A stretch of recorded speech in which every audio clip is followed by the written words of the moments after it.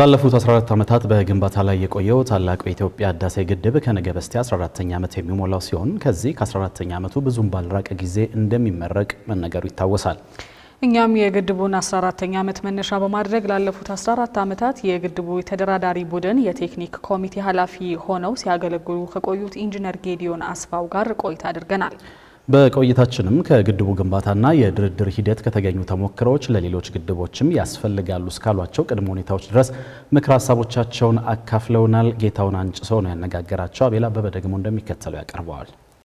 በ5 ዓመታት ውስጥ ገንብቶ ለመጨረስ ታስቦ በወርሃ መጋቢት 2003 ዓመተ ምህረት የመሰረተ ድንጋይ የተቀመጠለት ታላቁ የኢትዮጵያ ህዳሴ የኤሌክትሪክ ኃይል ማመንጫ ግድብ ግንባታ በተለያዩ ሳንካዎች ሳቢያ ወደ 10 ዓመት ገደማ ተጨማሪ ጊዜ ወስዷል። ኢትዮጵያ በአባይ ወንዝ ላይ የኤሌክትሪክ ኃይል ማመንጫ ግድብ ለመገንባት የያዘችውን ውጥን ይፋ ካደረገች ማግስት ጀምሮ የታችኞቹ የአባይ ተፋሰስ ሀገራት ግብጽና ሱዳን ከፍተኛ ተቃውሞ ሲያነሱ ቆይተዋል። ኢትዮጵያም በፊናዋ በህዳሴ ግድብ ድርድር ሰበብ የአባይ ወንዝ ተጠቃሚነቷን የሚገድበውን ስምምነት እንደማትቀበል በተደጋጋሚ ስትገልጽ ቆይታለች።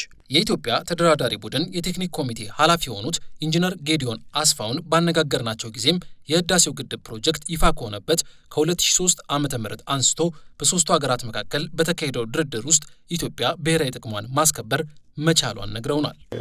የሚደራደሩን ሀገሮች ከናይል ከአባይ ውሃ ተጠቃሚ ለረጅም ዓመታት የሆኑ ናቸው። እኛም የብሔራዊ ጥቅማችንን በተለይ በውሃ ላይ ያለው የብሔራዊ ጥቅም ማለት ለአሁኑና ለወደፊቱ ትውልድ የውሃ የመጠቀምን መብት ማረጋገጥ ማለት ነው። የግድቡን ዲዛይንና የጥናት ሰነዶችን ለመመርመር ሱዳንና ግብጽን አካቶ በተቋቋመውና ኢንተርናሽናል ፓናል ኦፍ ኤክስፐርት በተሰኘው የሶስትዮሽ ኮሚቴ ውስጥም በተጨባጭ መረጃዎች ላይ የተመሰረቱ ሳይንሳዊና ቴክኒካዊ ድርድሮች በስፋት መደረጋቸውንም ኢንጂነር ጌዲዮን ይናገራሉ። የግድቡን ዲዛይን ገና ኮንስትራክሽኑ በሚጀምርበት ወቅት ማለት ነው ያን ለማደናቀፍ ጥረት ተደርጓል። ሶስቱም ሀገሮች የሚስማሙበት ሪፖርት ለማውጣት ትንሽ ከበድ ያለ ጊዜ ነበር። በብዙ ድርድር በኋላ አንድ ሪፖርት 32 ገጽ ያለው ሪፖርት ለየመንግስታቱ ለማቅረብ ችለናል። ይሄ ሪፖርት የኢትዮጵያን ሀሳቦች በአመዛኙ የደገፈ ሪፖርት ሆኖ እንዲወጣ ጥረት ተደርጓል። በብዙ በዲፕሎማሲውም በቴክኒኩም አካባቢ ያ ተሳክቷል የሚል ግምት አለኝ። ረጅምና እልህ አስጨራሽ የድርድር ጊዜ የታለፈበት ታላቁ የኢትዮጵያ ህዳሴ ግድብ ጉዳይ ከጉባ እስከ ተባበሩት መንግስታት ድርጅት የጸጥታው ምክር ቤት ድረስ በተደጋጋሚ የደረሰ ቢሆንም የፕሮጀክቱ ግንባታ አንዳች ሳይቋረጥ ለፍጻሜ ተቃርቧል። ይህም ሊሆን የቻለው የኢትዮጵያ መንግስት ያደራጃቸው የተደራዳሪ ቡድን አባላት ስብስብ የተለያዩ ባለሙያዎችን በማካተቱ ነው የሚሉት ኃላፊው፣ ይህም ግብጽና ሱዳን ለሚያነሷቸው ጥያቄዎች አሳማኝና ሳይንሳዊ ምላሽ ለመስጠት ማገዙን ነው የሚጠቁሙት። የዲፕሎማሲ ቡድን ነበረ፣ የቴክኒክ ቡድን ነበረ እና የህግ ቡድን ነበረ።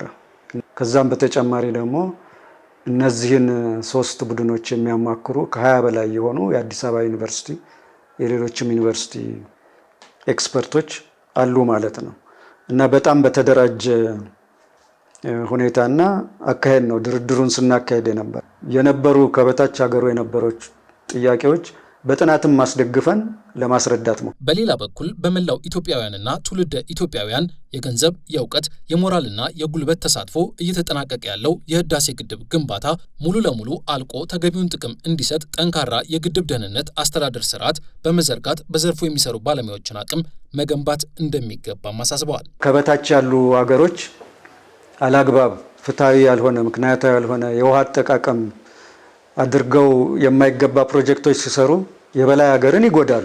ደህንነቱ ያልተጠበቀ ግድብ ከፍተኛ ጉዳት ያደርሳል በበታች ነዋሪዎች ላይ ማለት ነው።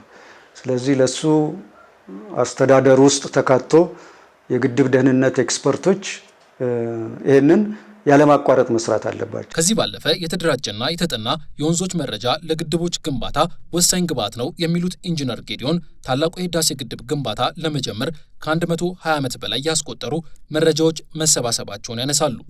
በሌሎችም ተፋሰሶች እነዚህን መረጃዎች መሰብሰብ የሚሰበስቡትንም ድርጅቶች ማጠናከር ያስፈልጋል።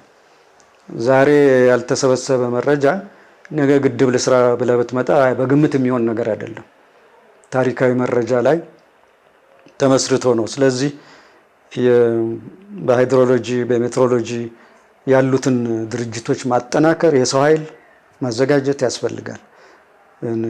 ከዚህ አልፎ ደግሞ የተደራዳሪዎቹንም በህግ በዲፕሎማሲና በቴክኒክ ደረጃ ወጣት ተማሪዎችም በዚህ እንዲሰማሩ ማድረግ ያስፈልጋል። 14 ዓመት በግንባታ ላይ የቆየው ታላቁ የኢትዮጵያ ህዳሴ ግድብ ከሚቀጥሉት 6 ወራት በኋላ በይፋ እንደሚመረቅ ጠቅላይ ሚኒስትር አብይ አህመድ በቅርቡ ለህዝብ እንደራሴዎች ምክር ቤት መናገራቸው ይታወሳል። ይህ ዜና በሁሉም ኢትዮጵያውያን ዘንድ ከፍተኛ የደስታ ስሜት የሚፈጥር መሆኑ እንዳለ ሆኖ የፕሮጀክቱ ተደራዳሪ ቡድን የቴክኒክ ኮሚቴ ኃላፊ በመሆን በርካታ ውይይቶችን በማድረግ 14 ዓመታትን ለተጓዙት ኢንጂነር ጌዲዮን አስፋው ግን የተለየ ስሜት አለው።